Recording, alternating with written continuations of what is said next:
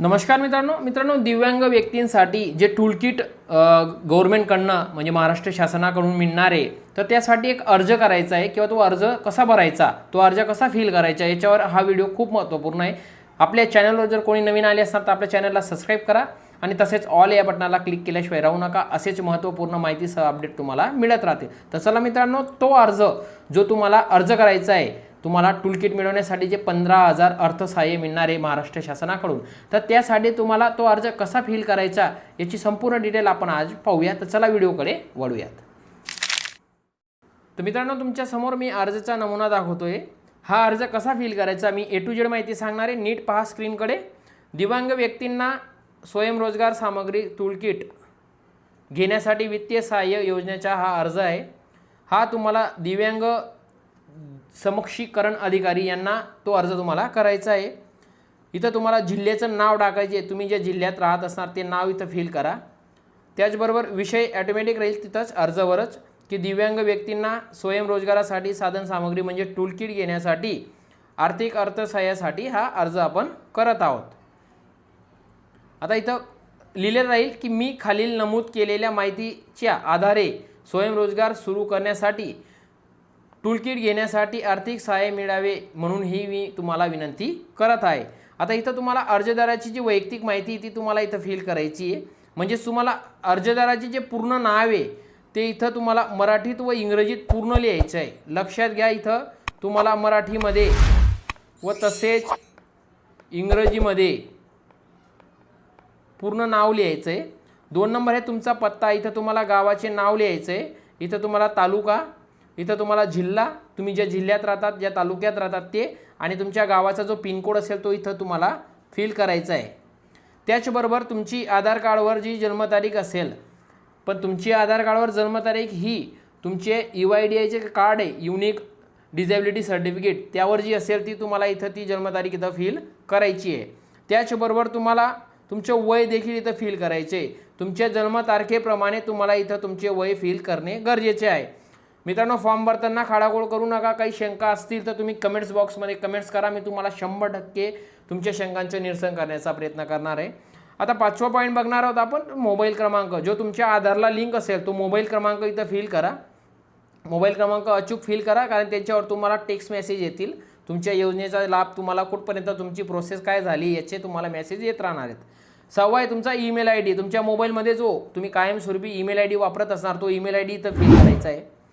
7वा point आहे तुम्ही पुरुष, महिला व इतर, तुम्ही कोण तुम्ही अर्ज करणार आहे, पुरुष करणार आहे, महिला करणार आहे का इतर, तुम्हाला तिथं टिक करून द्यायचं आहे. आणि 8वा पॉईंट आहे की तुमची जे लग्न झालं आहे, विवाहित अविवाहित का तुमचा घटस्फोट झाला आहे, विधूर विधवा, जर विधवा असणार तर विधवाला टिक करा, घटस्फोट असणार तर घटस्फोटीतला, विवाहित असणार तर विवाहितला, न विवाहित असणार तर अविवाहितला. बट या योजनेमध्ये तुम्हाला 18 वर्ष कंप्लीट असणे गरजेचे, ही गोष्ट लक्षात ठेवायची. आता दिव्यांगाचा प्रकार कोणता आहे तुमचा, तुमचे जे युनिक डिझेबिलिटी सर्टिफिकेट जे आहे तुमचं UIDI, त्या सर्टिफिकेट तुमचा ते दिव्यांगाचा प्रकार असेल तो बघून इथं फिल करा. चुकी करू नका, खडाखोड करू नका. फॉर्म भरताना अचूक भरा. आणि तुमचे जे दिव्यांगाची जी टक्केवारी आहे, तुम्ही किती टक्के, तुम्ही 40% अपंग आहात का 50% आहात, ते तुम्हाला इथं फिल करायचं आहे. 11वा पॉईंट आहे दिव्यांग प्रमाणपत्र क्रमांक. म्हणजे तुमच्या प्रमाणपत्राचा क्रमांक आहे तो डाव्या कोपऱ्याला तुम्हाला दिसेल, तो तुम्हाला इथं फिल करायचा आहे. आणि आता 12वा पॉईंट आहे तुमचे आधार क्रमांक, तुमचा आधार नंबर जो आहे तो तुम्हाला इथं फिल करायचा आहे. लक्षात घ्या, 12 गोष्टी नीट समजून घ्या. आता तुम्हाला 2 नंबरचा पॉईंट बघणार आहोत आपण, की तुमचे शैक्षणिक व आर्थिक व्यावसायिक माहिती. आता तुमचे शिक्षण किती झालं आहे आणि तुम्हाला कोणता व्यवसाय सुरू करायचा आहे ते बघणार आहोत. आता इथं तुम्हाला शैक्षणिक पात्रता, तुम्ही काय 10वी 12वी जे झाले असणार, ग्रॅज्युएशन, ते सर्व इथं तुम्ही फिल करू शकतात. त्याचबरोबर 2 नंबर आहे व्यावसायिक कौशल्य प्रशिक्षण घेतल्याचा तपशील. जर तुम्ही स्वतः व्यवसाय करत असणार आणि मग तुम्ही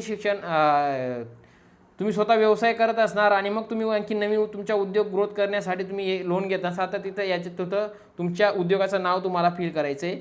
व त्याचबरोबर संबंधित रोजगाराचा अनुभव असल्यास तपशील.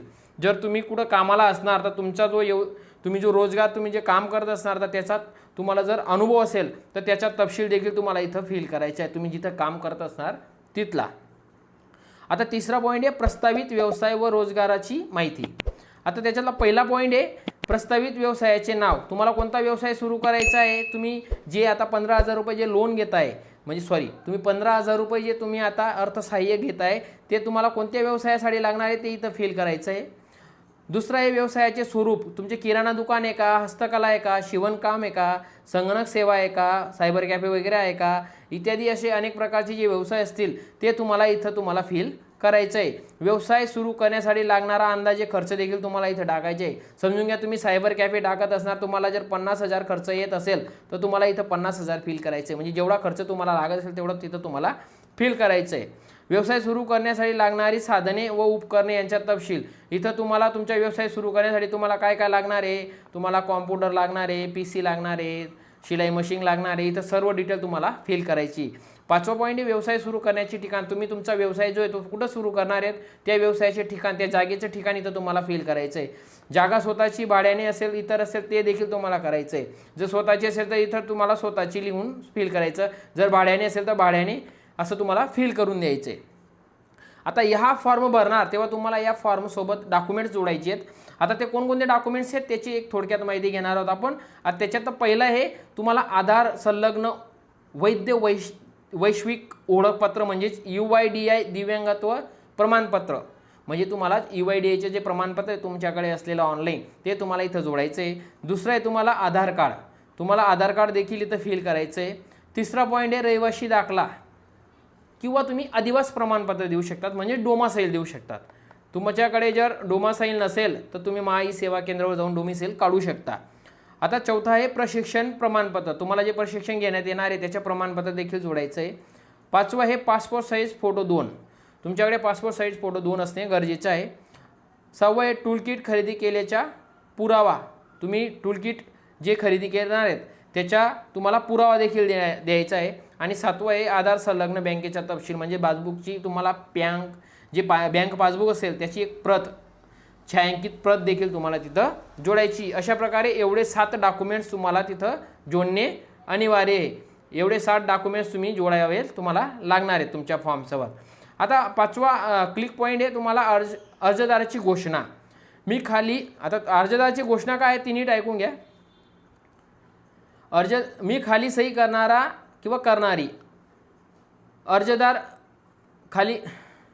मी खाली सही करणारा अर्जदार खात्रीपूर्वक जाहीर करतो की वरील सर्व माहिती खरी असून कोणतीही चूक माहिती दिल्यास मिळालेले सहाय्य परत घेण्यास मी बांधील राहील.